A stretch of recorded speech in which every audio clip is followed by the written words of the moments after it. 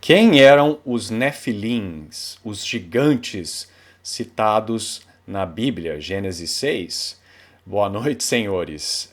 Espero que tenham tido um excelente domingo. E vocês devem estar se perguntando por que raios Rômulo vai discutir Nefilins no dia de hoje. A razão pela qual eu quero fazer isso é porque hoje é a festa de São Miguel Arcanjo. E a origem dos Nefilim, dos homens de Deus citados na Bíblia, é geralmente no mundo aí, no submundo da internet e entre muitos protestantes, atribuída aos anjos. Então eu achei interessante discutir a natureza angélica, coisa que eu já fiz nesse canal algumas vezes, mas usando este exemplo aí, de certa forma cômico, da origem dos Nephilim. Tá? Então, para quem não sabe do que eu estou falando, eu estou me referindo a este texto aqui, de Gênesis 6, tá? A minha tradução é a de Matsuari 56. É uma tradução meio antiga, que é da Vulgata, o que é uma coisa boa, mas a linguagem é um pouco difícil para nós, né, modernos.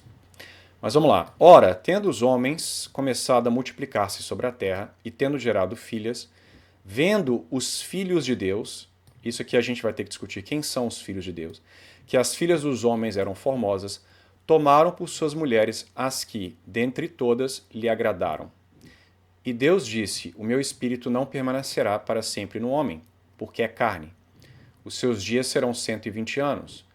Ora, naquele tempo havia gigantes sobre a terra, e também depois, quando depois os filhos de Deus tiveram comércio com as filhas dos homens, e elas geraram filhos, que foram homens possantes e desde há muito afamados. Tá? Deixa eu só ver aqui como é que a Bíblia Ave Maria traduz isso aqui. Bah, mudou para Apocalipse, por qualquer razão que seja. Deixa para lá. Enfim. Então, essa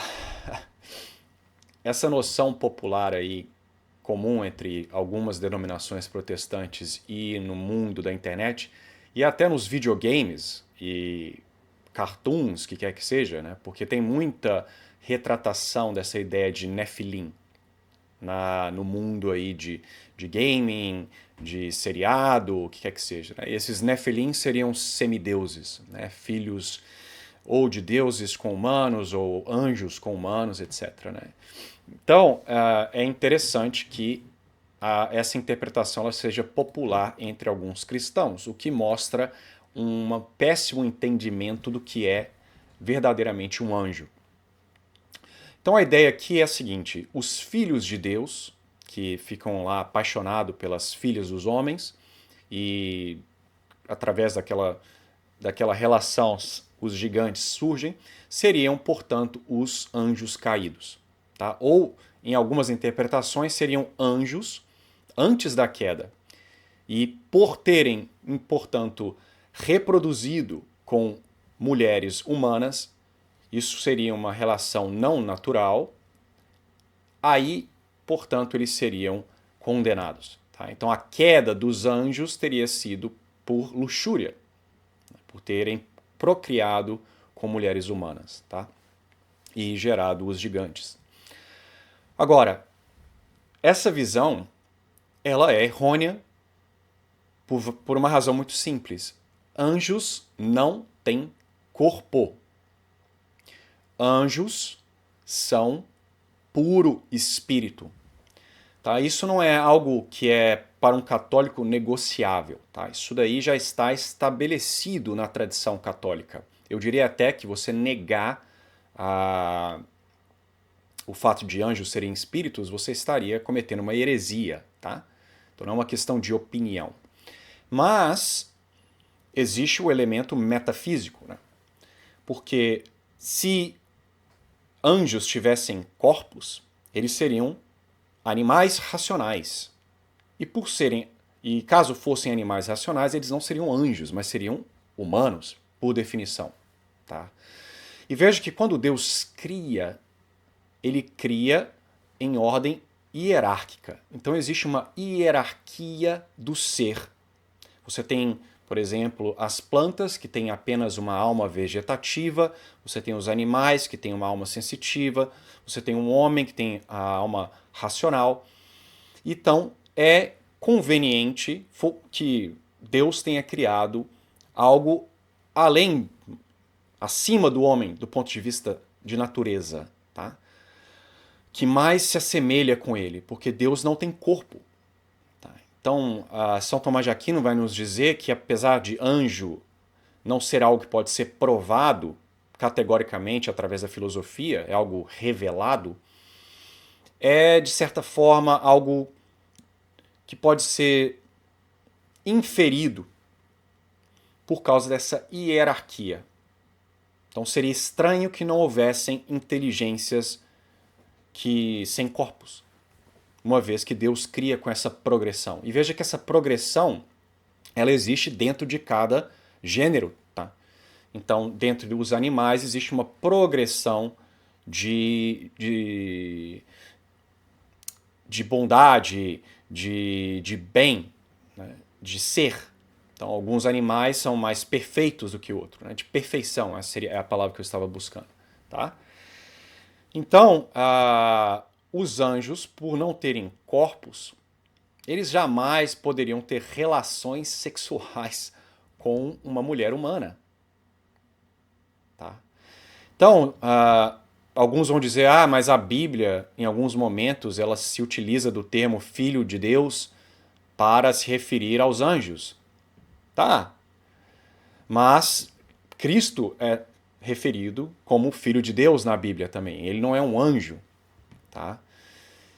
Então, o termo filho de Deus ele é equívoco. Você pode ser filho de Deus de diferentes formas. Até um ateu, que não está na ordem da graça, não foi batizado, por exemplo, ele é filho de Deus no sentido de que ele é uma criatura de Deus. Mas ele não é filho no sentido de pertencer à igreja pelo batismo. Tá? Então ele não tem direito, por exemplo, à herança. Então existem diversos significados para a palavra filho de Deus, tá? Ou expressão filho de Deus. Então, os anjos são criaturas criadas, né? Criatura criada, mas que não têm corpo. E os anjos, eles são muito mais inteligentes do que nós. Isso se aplica também aos anjos caídos. Tá? E sendo anjos, não tendo corpos, o pecado dos anjos jamais poderia ter sido um pecado de luxúria, porque a luxúria ela envolve sensações, paixões. Os anjos não têm essas paixões. Tá? Então, o pecado dos anjos, o pecado de Lúcifer foi um pecado de inteligência, que é muito mais grave que um pecado de luxúria. E este pecado foi o pecado do orgulho. Ele queria ser como Deus. Ele não bastava ele ter a natureza criada de anjo. Ele queria ser como Deus. E é por isso que o nome de São Miguel Arcanjo significa quem é como Deus. Porque nós sabemos, pela tradição, que São Miguel Arcanjo foi aquele que liderou a batalha entre os anjos e aqueles que viriam a ser os demônios. Tá? Agora, é óbvio que essa batalha ela não foi uma batalha física, porque anjos não têm corpos. Anjos não estavam pegando em espadas e lutando uns com os outros. Foi uma batalha intelectual. Tá? Os anjos se comunicam através da inteligência. Tá? E óbvio que contemplar essa comunicação para nós é impossível. Tá? Então é por isso que nós temos que nos utilizar de figuras. Né? Então você desenha São Miguel Arcanjo geralmente com uma espada. Tá? Porque para nós imaginar uma interação angélica a nível de pensamento, né, é impossível. Porque nós não temos esse poder. Ok? Então, nós sabemos também pela tradição, mas pela Bíblia, que um terço dos anjos caíram com Lúcifer. Um terço dos anjos se rebelaram. Tá? Isso está lá em Apocalipse. Deixa eu ver se eu acho aqui.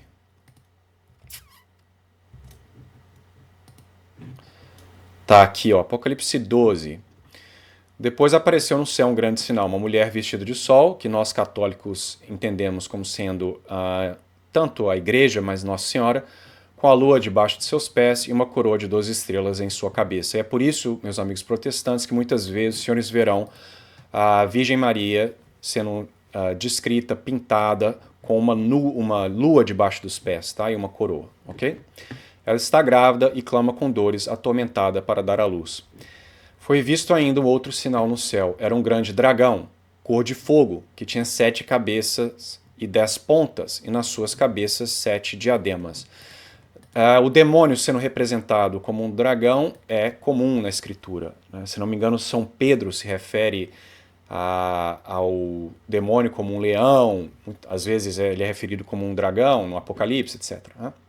E veja aqui, a sua cauda arrasta a terça parte das estrelas do céu e precipitou-as na terra. Tá?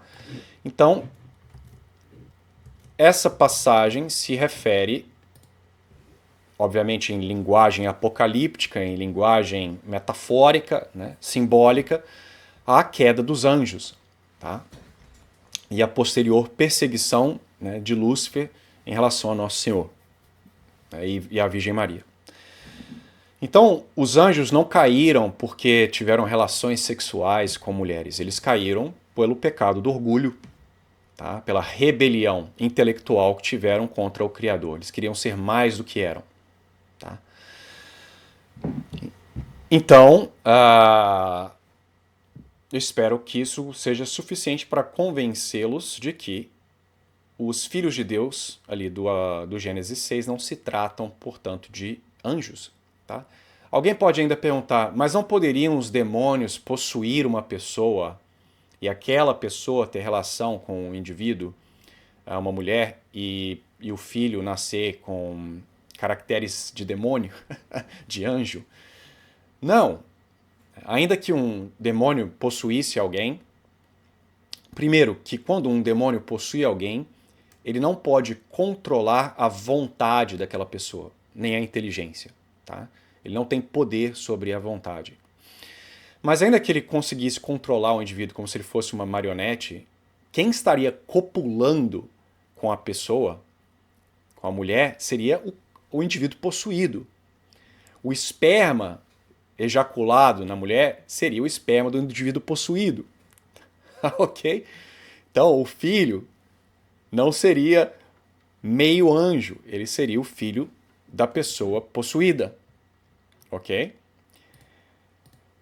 Então, senhores, nós devemos concluir que os filhos de Deus, em que se refere a Bíblia, não são os anjos. Tá?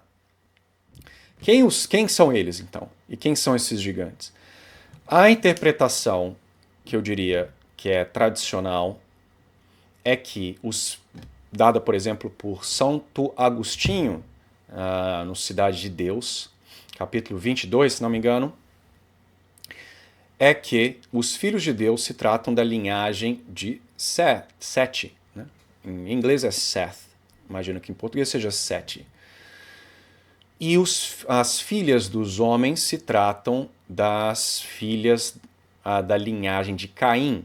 Né? Caim tendo pecado, cometido fraticídio, matando o seu irmão, né, pecado mortalmente, ele se afasta da linhagem que está em estado de graça, a linhagem que está em conformidade com a vontade de Deus. E eles fundam, aí, de acordo com Santo Agostinho, diferentes cidades, eles vivem separados. Né? E por estarem em pecado, ter uma civilização nascida no pecado, a descendência de Caim ela está enfiada em práticas libidinosas, de idolatria. Tá? Então, os filhos de Deus se referem exatamente à linhagem de Seth. e eles acabam sendo atraídos por essa voluptuosidade das mulheres ali da linhagem de Caim, ok? Acabam sendo tentados. Provavelmente eram mulheres que se vestiam e agiam de forma libidinosa, mas obviamente o pecado maior é do cara que cede, né? E não dessas mulheres. E eles acabam se misturando com a linhagem de Caim, tendo filhos com elas. E aí se trata o problema. Não que você ter relações com alguém seja o pecado em si mesmo.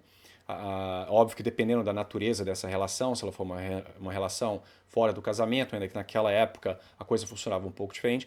Mas o problema se dá que quando você se mistura com pessoas que estão enfiadas no pecado, a tendência é que você abrace aquele estilo de vida. Tá? Então, ao se misturarem com as mulheres e homens também das tribos ali, das cidades, da linhagem de Caim, os filhos de Deus se corrompem.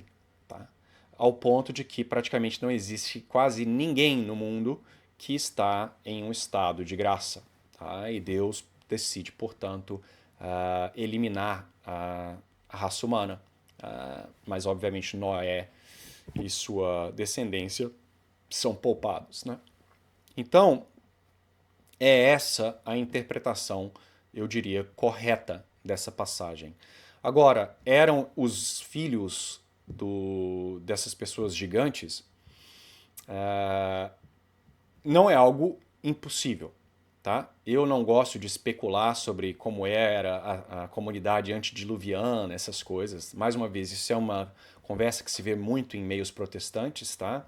Principalmente em meios criacionistas protestantes. Mas eu diria que, do ponto de vista filosófico, não há problema que houvessem homens altos, tá? Uma vez que a altura é um acidente, tá? Do ponto de vista filosófico, é algo que pode variar. Inclusive na natureza você vê exemplos claros de nanismo e gigantismo em algumas espécies. Tá? Por exemplo, em ilhas há uma tendência a algumas espécies ficarem menores. Tá? E você vê aí, ao longo da história da Terra, grupos que eram muito maiores ou menores, independentes em certos períodos. Né? Então, por exemplo, tinha alguns insetos artrópodes aquáticos que eram muito maiores do que eram hoje, tá? Do que são hoje. Então, tamanho é algo que pode variar. Okay? E até mesmo entre nós, você tem indivíduos de baixíssima estatura, você tem indivíduos aí quase 2,5 metros de altura. Tá?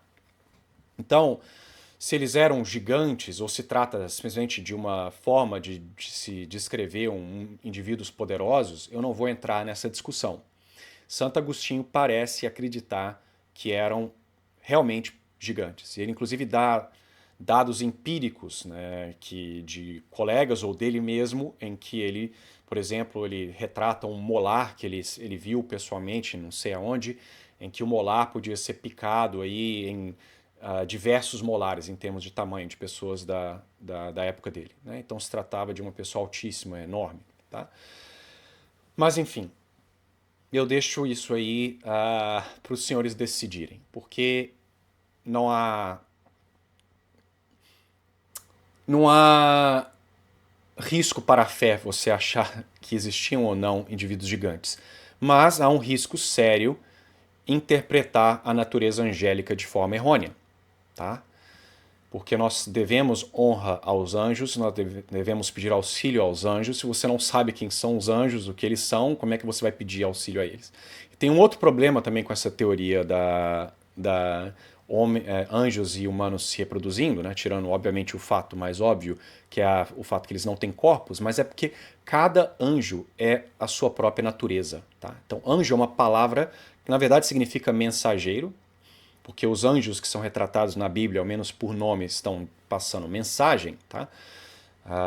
E São Tomás de Aquino nos dá 9 hierarquias de anjos, mas o anjo, cada anjo é uma natureza diferente. Então, um anjo é tão diferente contra o outro anjo do que nós e, sei lá, e outros organismos, tá? Porque nós pelo menos compartilhamos um gênero. Então, um anjo e outro anjo são mais diferentes entre si do que eu e sei lá, um elefante, ok? Então, anjos não têm poder gerador, né? Eles não geram nada, ok? Então, é isso que eu queria trazer nesse domingo. Tá? Um tópico bem aleatório, mas achei que os senhores fossem achar um pouco interessante e talvez até engraçado, o que quer que seja. Então, rezemos para os nossos anjos da guarda, rezemos para, no dia de hoje especificamente, mas com frequência, a São Miguel Arcanjo, principalmente quando nós estivermos passando por tribulações, tentações.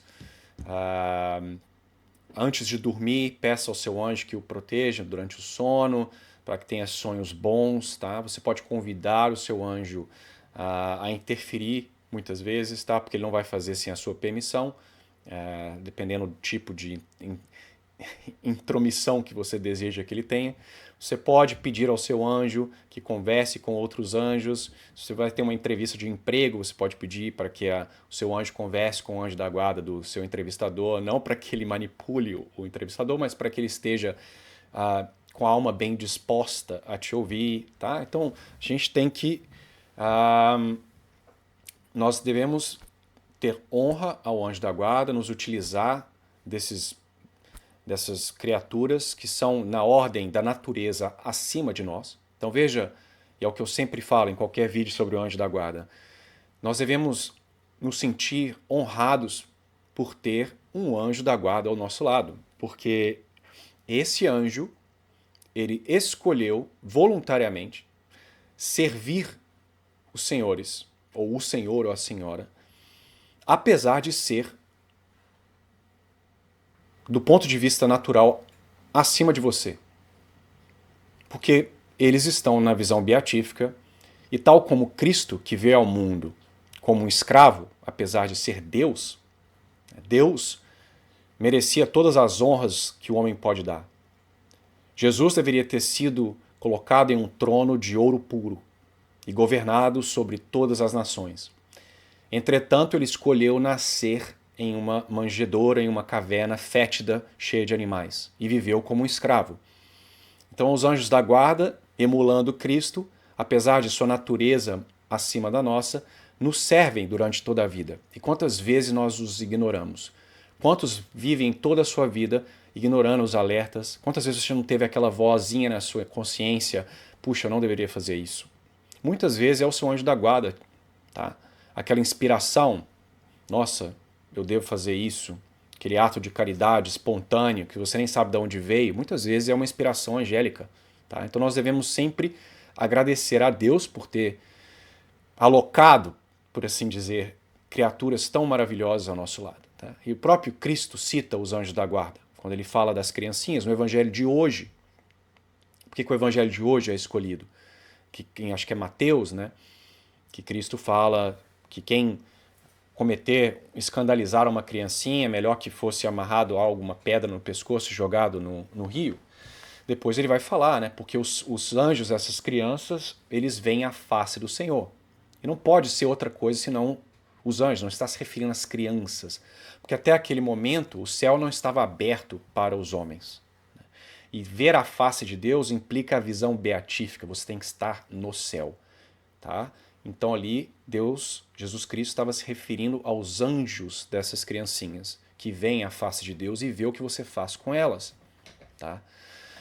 Então honremos os anjos hoje, principalmente, mas todos os dias, e é isso. Tá? Então, Sancte Michael Arcangelo defende-nos in prelio, contra nequitet insidias diabolis esto presidium, imperet illi Deus, supplicis deprecamur, tuque, Principe Militis Celesti, in virtuti Dei, Satanali osque spiritus malignos, qui perditione animarum pervagantur mundo. Amém. Tenha um excelente domingo. Até a próxima.